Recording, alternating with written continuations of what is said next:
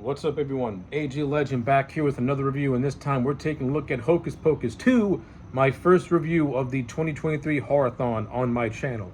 So let's waste no time and let's get right into it. I ain't gonna lie, I did not care for Hocus Pocus 2. Everything that was good about that first movie, they try to replicate it in this movie, and it just did not work. Hocus Pocus is a movie that is a product of its time. It is a 1990s movie. When you try to do a legacy sequel and try and fit it to the modern day context, to me, it doesn't work. I think the story of this movie is just not good. The characters are very forgettable. The only good parts of this movie are really the Sanderson sisters and Billy Butcherson and this character called Gilbert the Great. Those are the only characters. Those five characters are the only ones that kept me engaged somewhat. But everything else around it, I didn't really care for it. Like the movie did have some okay things in it here and there, but overall I thought Hocus Pocus 2 is a waste of time. This is a sequel that tries too hard to justify its existence, but you can tell it's just a cash grab. The first Hocus Pocus movie did not need a sequel. They had a beginning, a middle, and an end. By making a sequel to that first movie, you got to expand on it. And to me, it expanded on the Sanderson sisters in the worst possible way because let's just say this. The people who wrote this movie, whoever thought it was a good idea to make these Sanderson sisters into these misunderstood people who that everyone just shunned for being different, no. No, no, no, no, no. If you watch that first movie, you'll know why that is a no. You do not give these three characters any sort of sympathy.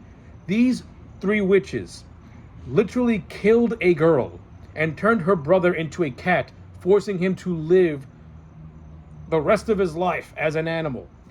Their whole modus operandi is to steal the souls of children, and you make them sympathetic in the sequel. I mean, that is so stupid. The people who wrote Hocus Pocus 2, they didn't go based off the movie. They went off the popular culture aspect of the Sanderson sisters. They didn't go based off, they didn't make a sequel to their characters. They made a sequel to their cultural relevance and how people have perceived them in the 30 years post that first Hocus Pocus movie. And no, that's not how you do a sequel. If you're going to expand on the lore of these characters, you got to go to what came before. You don't just go based off, hey, these characters have been in lore for 30 years and they're very, very popular amongst the audience, amongst fans. So let's write based off that. That was the biggest no.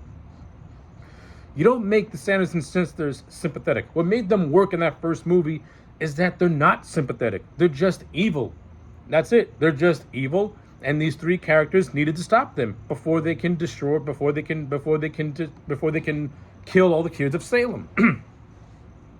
I mean, yeah, they kind of sort of want to do that in Hocus Pocus 2, but now you have this element of them wanting to like get rid of the descendant of a reverend that banished them from the town of Salem when they were younger. The first 10 minutes of this movie is basically a flashback to the Sanderson sisters when they were kids, and you get some gaps filled in here and there. And the movie tries way too hard to make them sympathetic and make the townspeople more evil than them. Again, I don't like this idea. I don't like the idea of the Sanderson sisters having sympathetic backstories. Why can't you just have a flashback of them already being witches and them already doing evil things? Instead, the whole idea being set up is that they were seduced by a witch because it's cool to have witch powers. Lame. And then of course we jump forward to the present day. We get these three characters who are boring as all hell, whose names I can't remember. They got no charisma. They're not Max Dennison. They're not Allison. And they're not Danny. Those characters are revered. Those characters were cool for what they were. These new characters in this movie, I think they're obnoxious. I don't like them whatsoever. And I think the whole twist of the character of Becca being a witch kind of bores the hell out of me. I like it. It's to me, it's much more fun when it's just these three regular characters who have no special powers trying to fend off these witches who use mystical powers. But and what made that first Hocus Pocus movie work was the fact that these characters did not have any powers, and they basically used parlor tricks to defeat the witches. That's what made that movie work. This is different. Now we're using witchcraft against witchcraft, and I think it's hokey, and I think it's dumb, and I think it's stupid. And it takes away from the fun of Hocus Pocus, because now it's turned into a light show, and I thought it was lame. Not to mention, like I said, I think the new leads are all lame. I think the character of Becca is lame and forgettable. Her friend is obnoxiously annoying, and her other friend is name I can't even remember. Yeah, they were boring. The only characters that I did enjoy in this entire movie were the three witches. Listen, I'll say this. Even though I do not like the direction they took the Sanderson sisters in, you cannot lie. Bette Midler, Sarah Jessica Parker, and Kathy Najimy, these three women, you can tell they love these characters. And when you watch the sequel, you can tell that they really loved reprising these roles, because their chemistry is just as good in this movie as it was in the first movie. And I ain't going to deny that. And I do like some aspects what they do with the Sanderson sisters. I do like the whole idea of these three sisters having a tight bond, because if you watch the first movie, they do have a tight bond. I don't like the end of the movie where Winifred basically becomes a blibbering crybaby when she gives up her sisters for a great power, and then she realizes what she's done. She's remorseful about it. I'm of two minds about that, because yeah, it plays into the closeness of the sisters, but at the same time, Winifred shouldn't be blibbering to like this child to bring her sisters back. She should see her sisters disappearing and just have this rage in her soul to be like, hey, I want my sisters back. You do it now, or else I'm going to get you. I'm going to kill you. Instead, Winifred begs like a kid in a candy store, like, Mommy, please. That's not Winifred Sanderson. That is not Winifred Sanderson whatsoever. And it's just so hokey. And it's hokey in a bad way, because it goes against the character of Winifred. It completely goes against her character as this authoritarian figure that she was in that first movie, who didn't take anything from anyone and was like, and would do whatever she can to get what she wants. Instead, she like breaks down and starts crying, begging for Becca to bring her sisters back, when in actuality, Winifred should have just used her sisters disappearing as just another motivation to kill Becca and her friends and bring her sisters back herself. So yeah, I didn't like that aspect. I thought that aspect kind of sucked, to be honest with you. But again, the chemistry between the three actresses, fine. They were fun in the first movie, and they're fun in this movie. Their bantering has always been entertaining. And the other aspect that I enjoyed was the resurrection of Billy Butcher, played by Doug Jones. Billy Butcher actually has a lot more to do in this movie, and I'm not gonna lie, kind of like the bantering with him and the character of Gilbert the Great, played by Sam Richardson. Sam Richardson is an owner of a magic shop who turned the Sanderson house into a magic shop, and he's actually the one, and he actually plays a role in bringing back the Sanderson sisters when he lights the black flaming candle. But of course, because knowing the mistake that he made, he teams up with Billy Butcher to try and stop the Sanderson sisters. But of course, Billy and Gilbert don't do much, because it's Beck and her friends who end up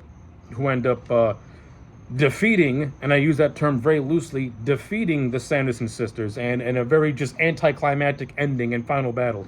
Well, the final battle in the first movie was, for what it was an epic cheesy showdown in which it utilized pretty much everything. This one, Becca casts a spell and Winifred disappears. Wow. Like, the first movie was like a fight to the death. This was just like, okay, that was lame. I guess they really want to I guess they did it in a way where they can do a Hocus Pocus 3. I don't know. If they're watching this one, I don't want to see Hocus Pocus 3. Hell, the original, Max, Allison, and Danny weren't even in this movie. Not even in cameos, which is kind of lame. You see them as like in flashback scenes as a stand-in, as a way to add depth to the Gilbert character, because this movie pretty much interjects him as a kid in 1993 watching the Sanderson sisters be defeated, hence why he has a fanboyish nature towards them. Okay, whatever. And like I said, Billy Butcher, I thought Doug Jones as Billy Butcher was one of the best parts of this movie. I thought he was absolutely hilarious. And I like the fact that Billy had a lot to do. I like the bantering with him and Gilbert. I thought that was a lot of fun. And I also like the retcon of Billy, of Billy saying, now the whole idea of Billy Butcher was that he was the lover of Winifred, but then he got caught cheating on Winifred with her sister Sarah. I like how they retconned that, where Billy was like, I kissed her one time, we were never in love. She only said all this because I rejected her. I like that because that's something Winifred would do. Winifred is so vain that she would just do whatever she can just to put the blame, just to like to make herself feel good. That's what Winifred does. and I like how Billy gets some nice justification because of that. So yeah, that was pretty cool. That was nice. That was a nice little subplot. The whole thing with the town of Salem and the Halloween party in the background is whatever. The whole thing of the mayor being a descendant of the Reverend. Honestly, truthfully, they don't really do a whole lot to expand on that. You do have the sequence, you do have the whole thing of the witches interacting with him, but aside from that, it's mostly just them chasing his daughter. It's like, okay, whatever. I'm not engaged. It's whatever. And as somebody who works at a Walgreens, just seeing Walgreens in this movie made my skin crawl. That whole scene went on longer than it should have, and it wasn't even funny. And not only was it not even funny, it wasn't even true to what Walgreens is. If you ever worked in a Walgreens or dealt with Walgreens customers, it's a shit show. This movie presented Walgreens as being the best, as not even being close to a shit show. No, especially the Walgreens I work at, it's a godforsaken shit show. So yeah, but I'm not gonna give that a point to the movie. But the fact that I saw the company that I work for in this movie just made me groan. It's like, oh my god. So yeah, the direction of this movie was okay. In terms of the cinematography, it has that modern, just washed out, gray, boring, dull look. It's not as bright. It's not as like, I'm not gonna say the first movie was bright and colorful, but when you compare the two cinematography wise, that first movie has more character from an overall visual aesthetic, as opposed to this movie, which just has a washed out, just boring looking, dull tone to it. And yeah, when your movie has a washed out, dull tone to it, and it just looks like it was shot on a soundstage and nothing real, it doesn't look good to me. It doesn't look that great. And like in the first movie and all this like just cheesy hokey glory, at least the sets looked real. It felt real. This just looks like it was just all CGI together. And yeah, it is what it is. I mean, the visual effects, they look pretty, I'm not gonna lie. They look good, but they're not as creative or cool looking as in the first movie. So yeah, like, as you can tell, I'm really just trying to stretch out whatever I can when it comes to Hocus Pocus 2. I just didn't care for this movie. I didn't like it. When compared to the first, this one is really forgettable. I mean, you have this really, really cringy scene where they try to recreate the scene from the first movie where the witches, cast a spell on all the parents during a dance hall.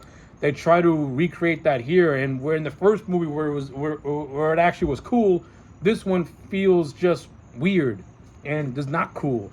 And the whole thing of a drag show happening in the middle of it is just like, why? Why is this here?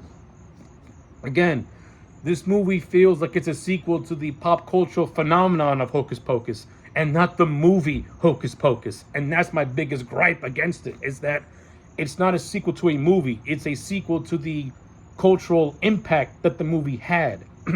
and I don't care for that. I don't care for that whatsoever, because it tells a story that was really just thrown together in like 20 minutes.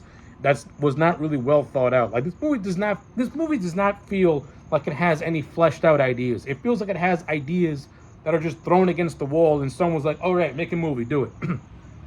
So because of all that, this movie to me gets a solid 4 out of 10. When compared to the first, it's weak.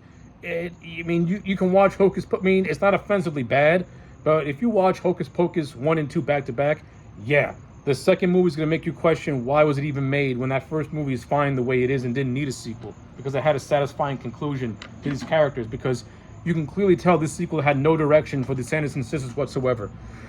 So yeah, 4 out of 10 for Hocus Pocus 2. Let me know your thoughts in the comment sections down below. Like the video and subscribe, and I'll check you back next time for more.